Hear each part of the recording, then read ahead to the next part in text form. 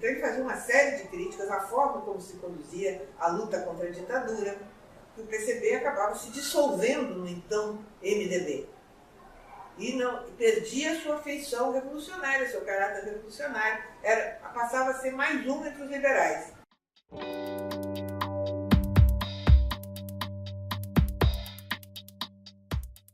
Bom, o Prestes estava, e a direção do Partido Comunista, né, do PCB, estava exilada na Europa, né, desde meados dos anos 70, porque a repressão aqui foi violentíssima. Né, e o partido também não estava preparado. Aí houve vários fatores que levaram que o partido, na minha opinião, estava bastante despreparado para enfrentar o nível da repressão que veio. Subestimava-se, né, essa repressão.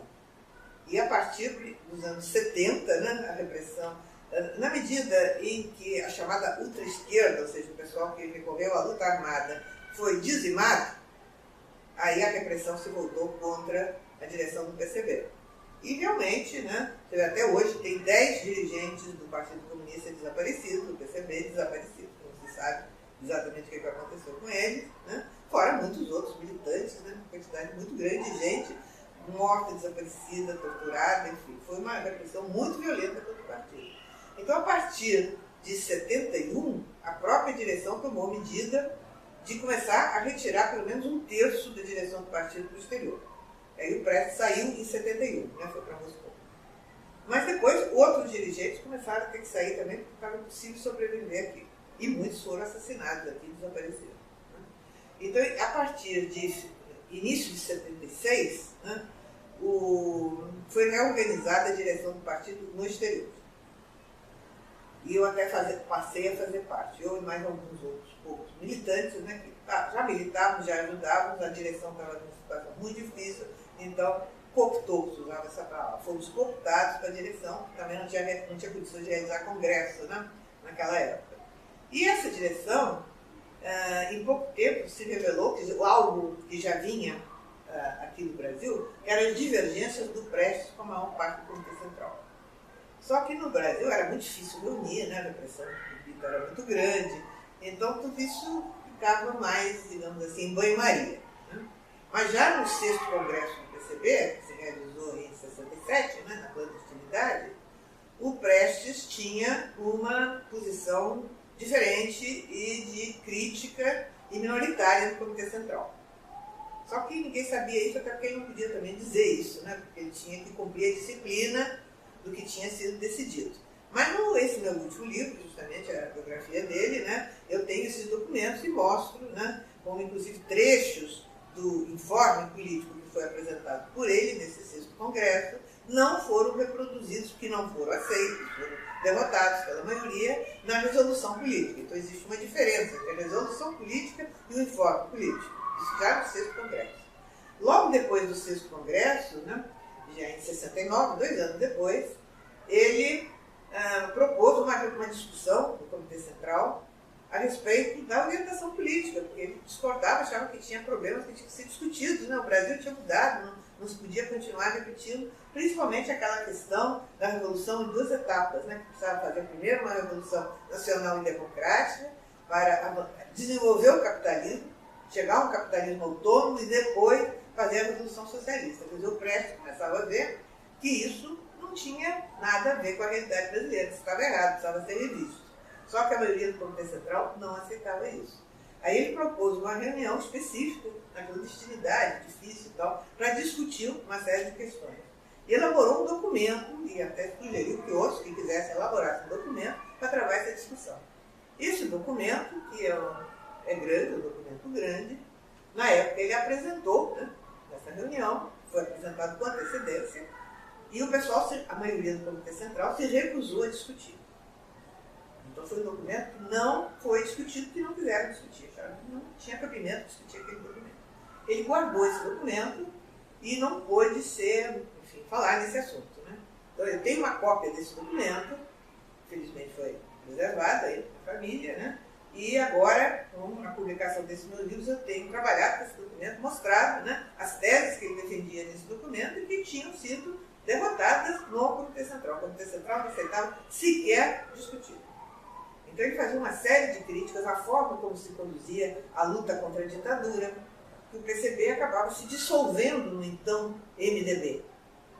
E perdia sua feição revolucionária, seu caráter revolucionário. Passava a ser mais um entre os liberais. E não tinha as características de empurrar esse movimento para frente, de fazer com que a conquista da democracia contra a ditadura não fosse uma simples volta ao passado, mas se avançasse nas conquistas democráticas, sociais, políticas, etc. Isso era recusado pela maioria do Comitê Central. Quer dizer, na realidade, o que o Partido Comunista fez na época foi ficar a reboque dos liberais. E não por acaso, né, a chamada isso aí, redemocratização, foi uma redemocratização extremamente limitada e liderada por quê? Pelos liberais, do MDB. Né? Quer dizer, os comunistas não conseguiram influir para ir mais adiante.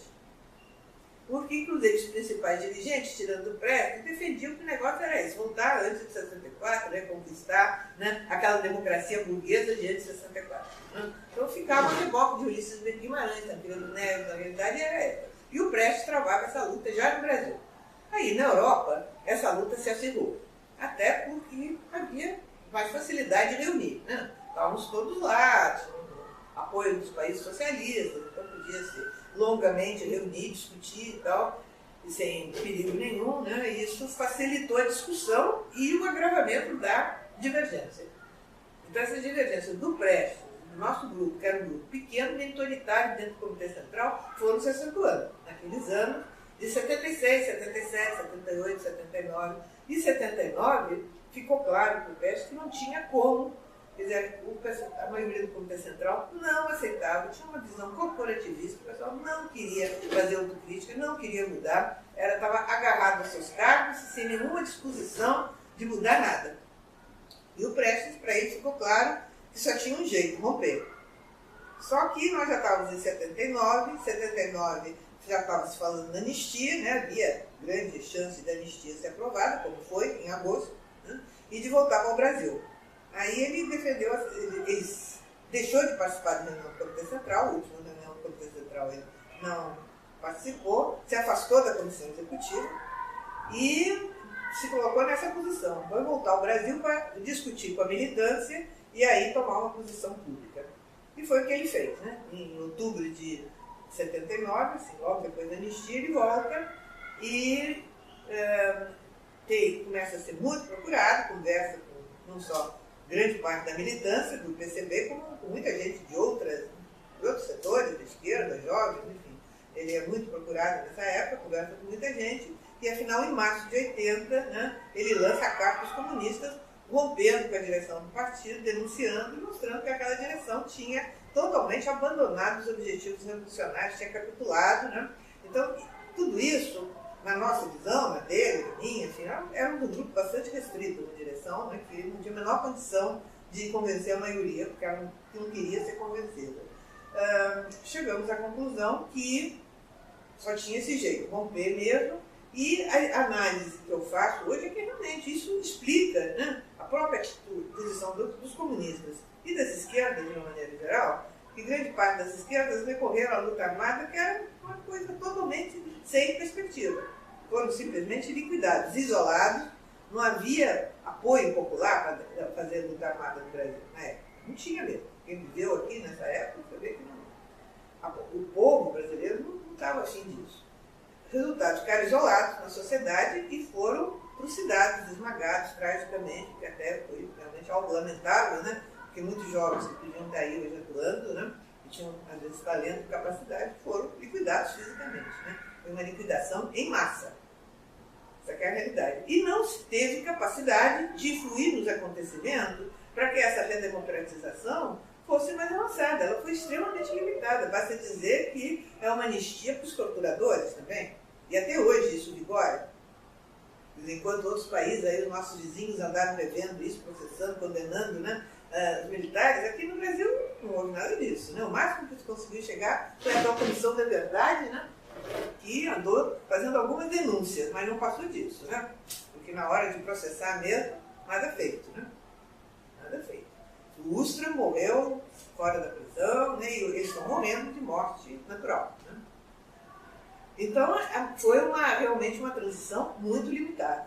E a Constituição, a Constituinte e a Constituição, também extremamente limitada, embora tenha seus avanços. É uma Constituição que, diferentemente da Constituição de 67, né, a Constituição da ditadura, consagrou direitos, né, fundamentais, democráticos, né, individuais das pessoas, tudo isso tem esse lado positivo. Mas o Prestes era muito crítico. Primeiro, crítico à convocação da Constituinte, desde que ele voltou ao Brasil, e antes, lá na Europa, mas desde que ele voltou, crítico a convocar uma Constituinte com vigência da Lei de Segurança Nacional. Ele dizia que precisava ser removido primeiro todo esse entulho ditatorial para depois convocar a Constituinte. Mas isso não aconteceu, né? A Constituinte foi convocada com Lei de Segurança Nacional e a Lei de Segurança Nacional continua até hoje aí. Essa que é a realidade. Muita gente até esquece disso. Ela está aí, em vigor. E a própria Constituição, né, a pressão dos militares foi um negócio impressionante. Existem depoimentos aí do Ulisses Guimarães, né, ele era o presidente, né, da Assembleia Constituinte, de como é que era o nome daquele ministro da Guerra na época, agora está fugindo o nome dele também. Ele estava ali em cima do Ulisses, dando ordens. Ou faz como a gente quer, ou fechamos a Constituinte. Era isso. Tem declarações do Ulisses contando isso, como era a pressão que eles sofreram. O resultado foi incluída na Constituição, tem artigo do Prestes, na época, criticando isso, o famoso artigo 142, que é o poder militar acima dos 3 poderes constitucionais da República. Acima do poder executivo, legislativo, né, e judicial, né, judiciário, está o poder dos militares, que podem, por pedido de qualquer um desses poderes, intervir para manter a lei e a ordem. Então, em vez de serem os militares a serviço das decisões dos 3 poderes da República, eles mandam nos 3 poderes da República. Eles podem ser convocados a qualquer momento, e o Temer agora convocou, né, umas manifestações que estava vendo em Brasília, uns meses atrás, ele justamente fez isso. Então, esse artigo 142 é um absurdo, pouca gente fala nisso. Tem um professor de São Paulo, Edson Telles, que realmente também tem denunciado, mas eu acho que é o único que eu conheço que tem feito essa denúncia, que já tinha sido feito pelo Prestes durante os anos 80, às vésperas da aprovação, né, da Constituição. Ele escreve um artigo que foi publicado na Tribuna de Imprensa. Esse artigo está no nosso site, não sei se você conhece o nosso site, né, do Instituto do Estado do Prestes. Está lá publicado esse artigo.